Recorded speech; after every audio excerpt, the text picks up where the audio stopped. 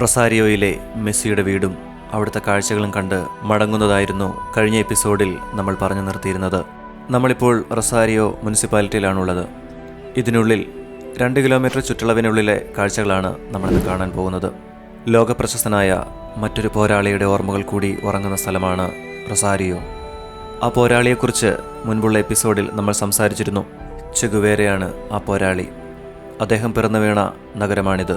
ഈ നഗരത്തിൽ അദ്ദേഹം ജനിക്കാനിടയായ സാഹചര്യം വിശദീകരിക്കുന്ന മറ്റൊരു എപ്പിസോഡ് നമ്മൾ ചെയ്തിട്ടുണ്ട്. ആ എപ്പിസോഡ് കാണാനുള്ള ലിങ്ക് ഡിസ്ക്രിപ്ഷനിൽ ചേർക്കാം. റൊസാരിയോ മുനിസിപ്പാലിറ്റിയിലുള്ള ഒരു മനോഹരമായ പാർക്കിലാണ് നമ്മളിപ്പോൾ ഉള്ളത്. വളരെയധികം വിസ്താരമുള്ള ഒരു വലിയ പാർക്കാണിത്. ഇവിടുത്തെ വാളുകളിലുള്ള കുറച്ച് പെയിൻറ്റിങ്ങുകൾ നമുക്ക് കാണാം. വളരെ മനോഹരമായാണ് അവ ചെയ്തിരിക്കുന്നത്. I am not a liberator. Liberators do not exist. The people liberate themselves. The first duty of a revolutionary is to be educated. തുടങ്ങിയ മഹത് വചനങ്ങൾ ഇദ്ദേഹത്തിൻ്റെ സംഭാവനകളാണ്. 1928 ജൂൺ 14 അർജന്റീനയിൽ റൊസാരിയോവിൽ ഏണസ്റ്റോ ഗുവേര ലെഞ്ചിൻ്റെയും സില്യ ഡി ലാസർണയുടെയും 5 മക്കളിൽ ഒന്നാമനായി ഏണസ്റ്റോ ചെഗുവേര ജന്മം കൊള്ളുന്നത്. ജീവിതത്തിലുടനീളം ഒരു പോരാളിയായി ജീവിച്ച അദ്ദേഹം പിന്നീട് 1967 ഒക്ടോബർ 9 കൊല്ലപ്പെടുകയും ചെയ്യുന്നു.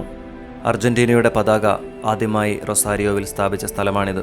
ചെഗുവേരയുടെ ജീവിതത്തെക്കുറിച്ചുള്ള ഓർമ്മകൾ ഇവിടെ ഗവൺമെൻറ് സൂക്ഷിച്ചിട്ടുണ്ട്. നമുക്ക് അത് പോയി കാണാം. നല്ല വൃത്തിയോടും അടുക്കും ചിട്ടയോടും കൂടിയാണ് ഇവിടെ ക്രമീകരിച്ചിരിക്കുന്നത്. പൊതുവെ അത്ര തിരക്കൊന്നും അനുഭവപ്പെടുന്നില്ല. വളരെ കുറച്ച് ആളുകൾ മാത്രമേ ഉള്ളൂ. ഇതിൽ അന്യരാജ്യക്കാരായ ടൂറിസ്റ്റുകൾ ഉൾപ്പെടുന്നു. ഒരു മ്യൂസിയത്തിൻ്റെ പ്രതിച്ഛായ ഇതിനില്ല. അദ്ദേഹം ജീവിച്ചു തീർത്ത നാൾ വഴികളെക്കുറിച്ചുള്ള വിവരങ്ങളാണ് ഇവിടെ പ്രദർശിപ്പിച്ചിരിക്കുന്നത്. അതുകൊണ്ട് തന്നെ അവിടെ സമയം കൂടുതൽ ചെലവഴിക്കുന്നത് കൊണ്ട് വലിയ അർത്ഥമില്ല എന്ന് മനസ്സിലാക്കി ഞങ്ങൾ അവിടെ നിന്ന് ഇറങ്ങി. റൊസാരിയോയിലെ മുനിസിപ്പാലിറ്റിയിലൂടെ കാഴ്ചകൾ കണ്ട് ഞങ്ങളങ്ങനെ നടക്കുകയാണ്. അങ്ങനെ മുൻപോട്ട് നടക്കവേ വാളുകളിൽ ഒരുപാട് മനോഹരങ്ങളായ നല്ല പെയിൻറ്റിങ്ങുകൾ ചെയ്തു വച്ചിരിക്കുന്നതായി നമുക്ക് കാണാം. എൻ്റെ പ്രിയപ്പെട്ട പ്രേക്ഷകർക്കായി ഒരു വിവരം കൂടി പറഞ്ഞുകൊള്ളട്ടെ. അർജന്റീനയിൽ നിങ്ങൾക്ക് വിസിറ്റ് ചെയ്യാൻ താല്പര്യമുണ്ടെങ്കിൽ, ഈ സ്ഥലങ്ങളൊക്കെ നേരിൽ കാണാൻ താല്പര്യമുണ്ടെങ്കിൽ നിങ്ങൾ ഒരു പ്രോപ്പറായിട്ടുള്ള ടൂർ ഗൈഡിനെ സമീപിക്കേണ്ടതായുണ്ട്.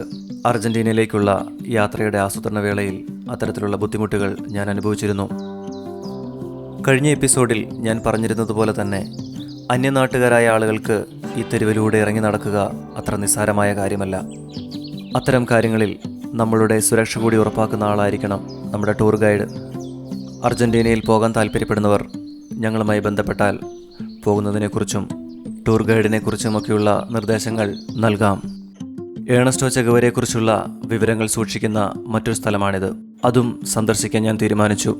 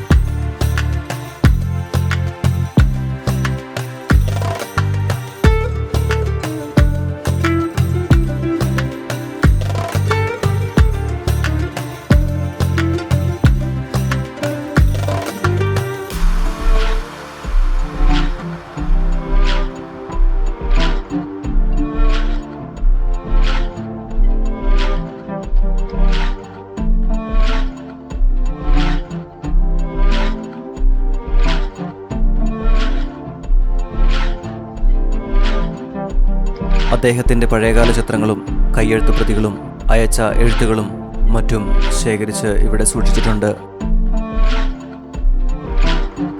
വളരെ പരിമിതമായ ശേഖരങ്ങളാണ് അവിടെയുള്ളത്. അതെല്ലാം കണ്ടതിന് ശേഷം ഞങ്ങൾ അവിടെ നിന്നും ഇറങ്ങി. നമ്മളിപ്പോൾ കാണുന്ന ഈ സ്ഥലമാണ് ചെഗുവേര സ്ക്വയർ എന്നറിയപ്പെടുന്ന സ്ഥലം. അദ്ദേഹത്തിന് ഏകദേശം 80 വയസ്സാകുന്ന കാലയളവിൽ, അതായത് 2008 ഇതിവിടെ നിർമ്മിക്കുന്നത്. മുനിസിപ്പാലിറ്റി ഗവേണിംഗ് ബോഡി തന്നെയാണ് ഇതിവിടെ നിർമ്മിക്കാനായി മുൻകൈയെടുത്തത്. റൊസാരിയോ മുനിസിപ്പാലിറ്റിയിൽ തന്നെയാണ് ഇത് സ്ഥിതി ചെയ്യുന്നത്. ഇവിടെ നിന്ന് ഏകദേശം 4-5 കിലോമീറ്റർ ചുറ്റളവിലാണ് മെസ്സിയുടെ വീടും തെരുവും കളിസ്ഥലവുമെല്ലാം ഉള്ളത്. റൊസാരിയൻ തെരുവിൽ സ്ട്രോബെറി കച്ചവടം നടത്തുന്ന ഒരാളെ കാണുവാനിടയായി.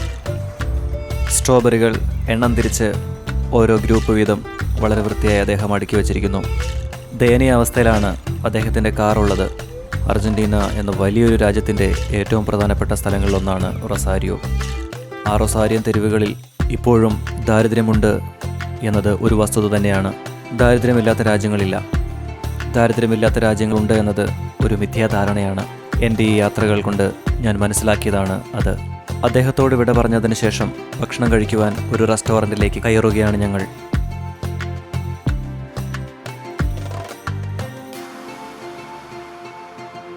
കഴിക്കുവാൻ വേണ്ടി എൻട്രി എന്നൊരു വിഭവമാണ് ഞാൻ പരിഗണിച്ചത്. ഡ്രൈ ബീഫിൽ നിന്നും ബ്ലഡിൽ നിന്നും ഒക്കെ നിർമ്മിച്ച ഒരു വിഭവമാണിത്. ഇത് ഇവിടുത്തെ ഒരു ട്രഡീഷണൽ ഭക്ഷണ വിഭവമാണ്.